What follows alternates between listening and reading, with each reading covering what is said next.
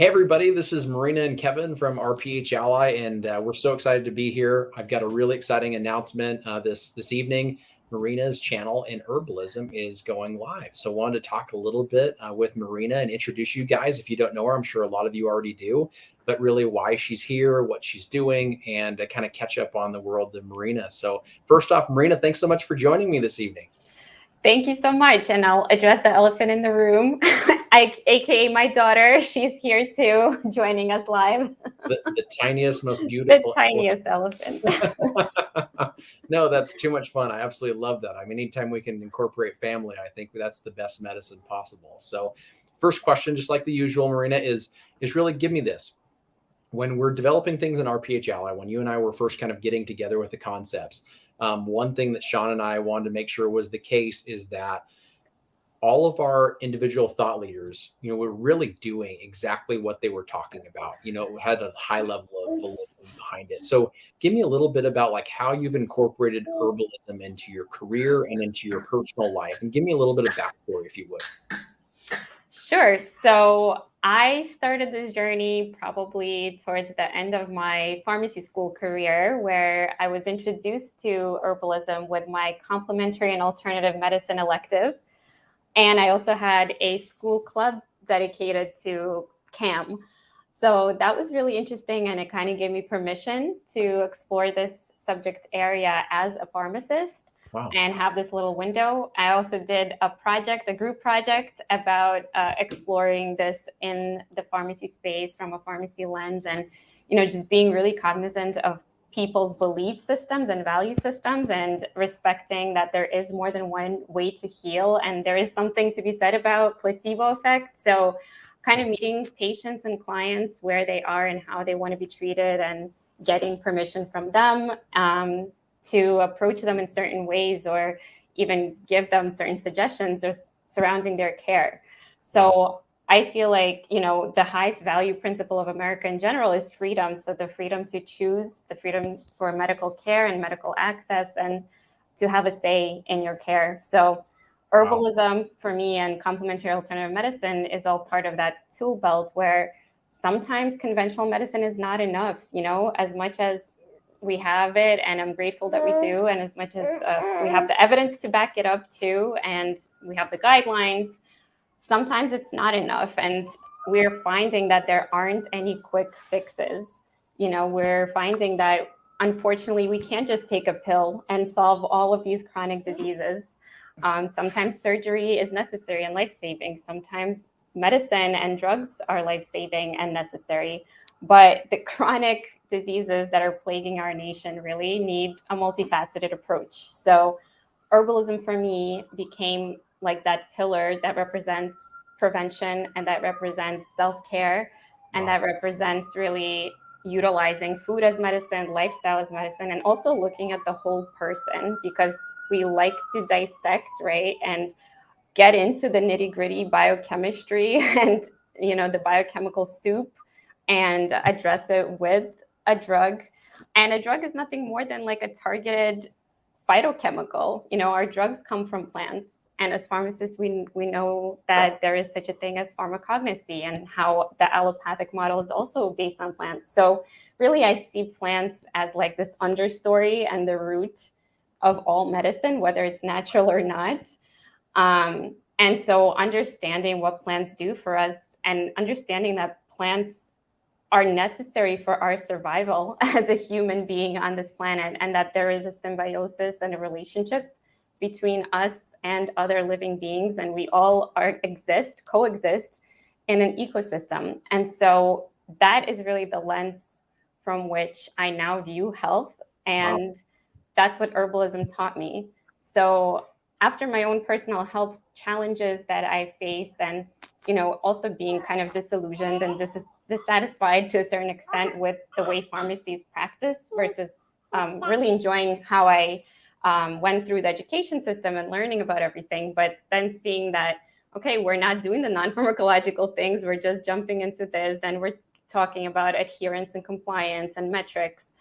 And then I see people with 20 different medications and not getting that much better, and burdening all their organs of elimination and detoxification. So So yeah, I was pursuing my own, self-healing journey, right? And seeking allopathic and alternative modalities. And I really found a lot of healing within herbalism. So I started educating myself in health coaching, functional nutrition, functional medicine, and eventually specializing in clinical herbalism.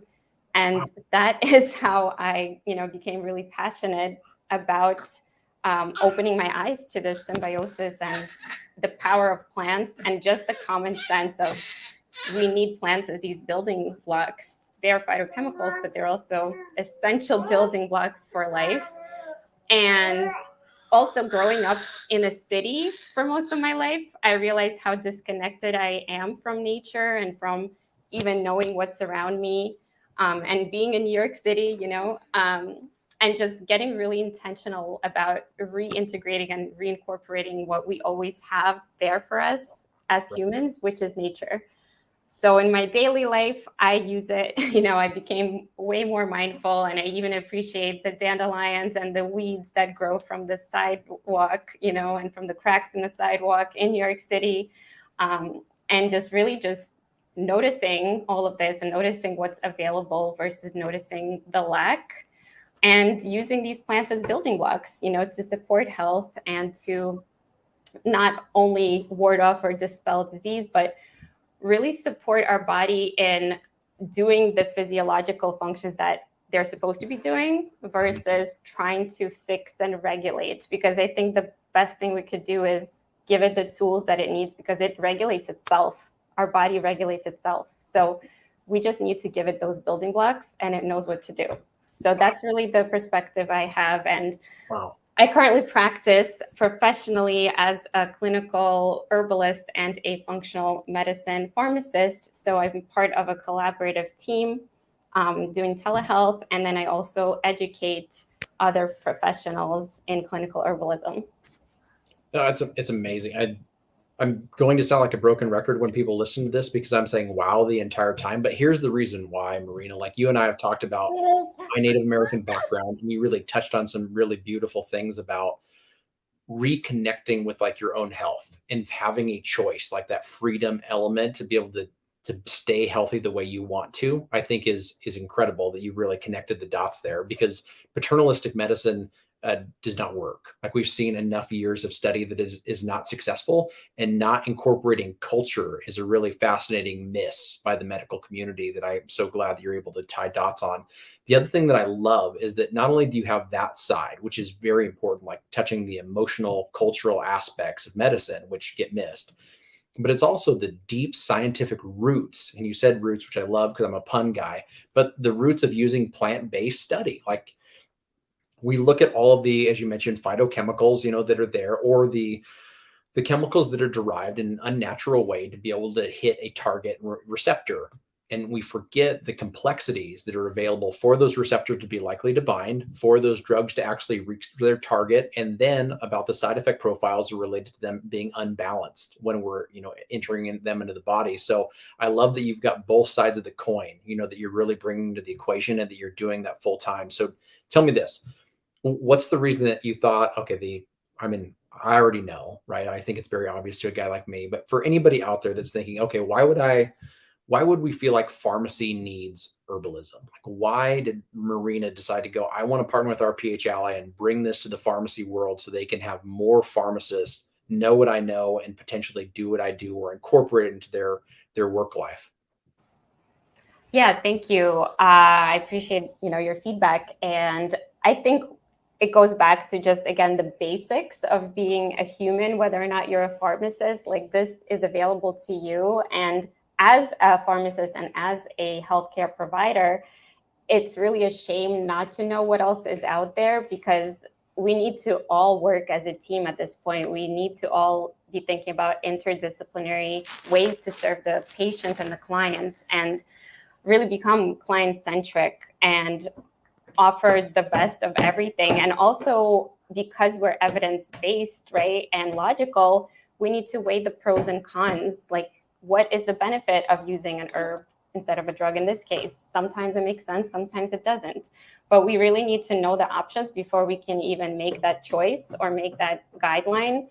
And what we're seeing is a lot of the guidelines out there, you know, the FDA is, I guess, trying to do its job with guidelines, and that's great. But, you know, the food pyramid has been around for quite some time and only recently has undergone some changes, which I'm happy to see. But a lot of what's happening behind the scenes is like there's industries, there's big food and big pharma involved, and it's not really serving public health. So the first thing that I think needs to happen is education. So we need to be able, as a healthcare provider, to educate ourselves about these things and then also pass down the education to our clients and patients in order for this service-oriented industry to make its strides forward, you know, because we are that person in the community that is able to triage somebody. So if they walk into our pharmacy and ask us, you know, what do I do? Like, I cut my finger or whatever it is. So we tell them, you know, this bleed is really serious, go to the hospital, or, you know, you can go and put some styptic powder on it and you'll be fine. You know, here's a Band-Aid, here's an antibacterial, here is an herbal alternative, you know, whatever. But we're able to direct them in a manner that makes the most sense because we're there for them. Sometimes a hospital is not, you know, right within range, but there is a pharmacy within 5 miles of everyone, no matter where they live.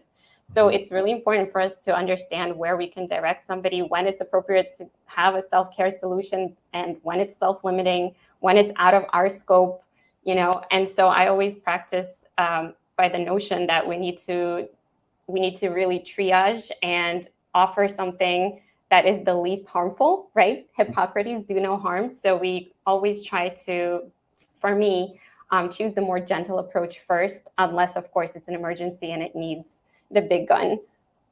I love that. I mean, I think that in my mind, it's always been, how can we find ways to dispense health and not just dispense drugs, right? And if we can make that mind shift that you're talking about to be able to have a health basis behind everything we do as pharmacists, like us being able to collaborate, Marina, and offer this to the pharmacy world for them to make that pivot.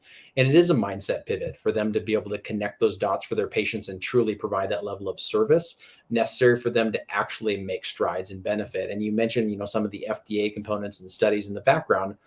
The number needed to treat and numbers needed to harm for all those well-informed pharmacists. Like, we recognize that sometimes there are drugs out there that we're giving our patients that the likely benefit is very low. And so if we're doing that and we're dispensing those things, getting a more in-depth understanding of alternative medications, which is funny because the word alternative almost makes it feel like it is lesser, but it is not. It is just different. And so having a better understanding of those other options, I think, makes us so much stronger clinicians and allows us to treat a subset of patients that are saying, I don't want to take the things that are being prescribed to me, and I don't feel comfortable with these kinds of things. And now they have an opportunity to reach out to someone they trust and have an alternative, you know, given to them. So that's perfect. So the last one that I'll send your way is really this. So we talked about, you know, who you are, why you do what you do, and why you joined RPH Ally and care about herbalism, getting out into pharmacy. So I'm a pharmacist. I go to RPH Ally. I see Marina's channel. I'm like, yes, I want this.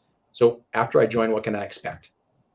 So I want to just go back for 1 second, and I can't believe I didn't mention this, but what I'm really doing is bringing back what has always existed, because herbalism was always around and it was the precursor to pharmacy. This is literally, double pun, this is within our pharmacy roots, right?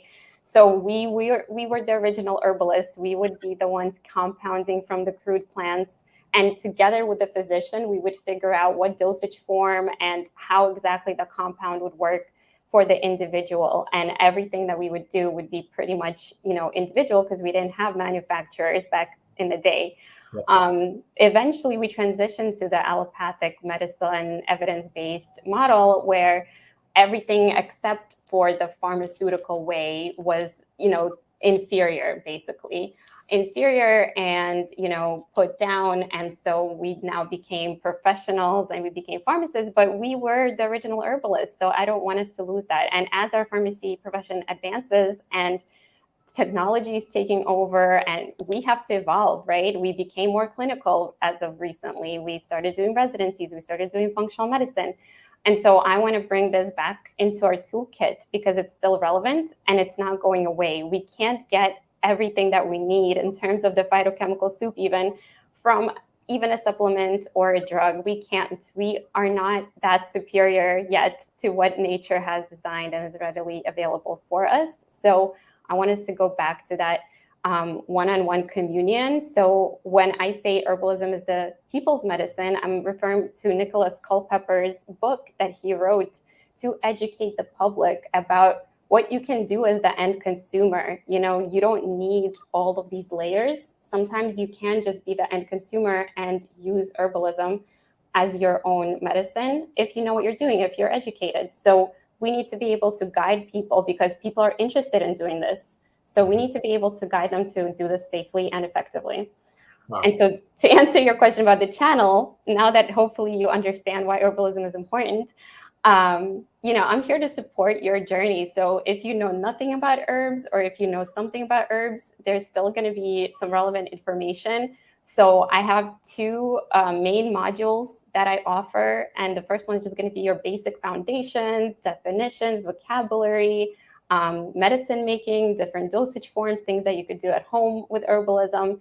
And then the second one will be phytochemistry, pharmacognosy, and then going through the body systems, so anatomy and physiology and how the herbs can support each body system, and some sample protocols, even though it's going to be a very individual approach when you do clinical herbalism, there's still going to be some protocols or some tenets that you want to be familiar with when you are making your own recommendations. So this is going to be really exciting. And I'm also going to be offering like mentorship, live coaching, training, answering any questions, bringing on guest speakers, maybe doing some clinical dives. I'm not sure, I haven't decided, but whatever you want to learn within the realm of herbalism, just let me know and I'll make it happen. And I also have a ton of, you know, free resources and podcasts and all of that available to the public if you want to get to know my work. I'm so excited, Marina. I mean, it's something even for me as a practitioner, like being in the hospital systems, ambulatory, et cetera, like it's always been a passion. Like I felt like I have cultural roots that just make sense. Like, Kevin, you need to learn more about this and be connected to it. But it feels so distant and a little bit scary, right? I think for a practitioner that's never stepped into it before, like this is a foreign concept. But I love how you're making it so approachable and making it something that we can easily be able to use all the knowledge and skill sets we have, apply it to the things that you're teaching us to be able to learn, go through a similar kind of didactic process, and once again, become experts in treatments and medications. And sometimes the medicine does not come from a pharmaceutical company, which I absolutely love. So thank you so much, Marina. Any parting words for the audience? So you as a pharmacist really are the perfect skill set and training to become a really good herbalist, because we have this shared history, you know, and our brain utilizes that information, absorbs it and understands it and puts it on its different shelves very efficiently. That's what I've noticed in my herbal journey. And that's why I'm excited to share this with the pharmacy profession. But no matter who you are, if you're a human, you can benefit from becoming an herbalist. Even if you're not doing anything, if you're not treating anyone, if you're not working with anyone clinically, I guarantee it's going to be an asset for the rest of your life. I love it. Well, you know, I'm rooting for you and I want your channel to grow. And so with those things being said, to be able to connect with all of us, go to rphally.com, make sure that you have your license in front of you and be able to register for RPH Ally. And then inside of RPH Ally, you'll go to the support and education channels and you'll find Marina's Herbalism channel right in there. So you'll be able to check it out and join. Thank you so much, Marina. You have a wonderful night. And thank you so much, Amelia, for all your contributions. I think she fell asleep, actually. Good night. Bye.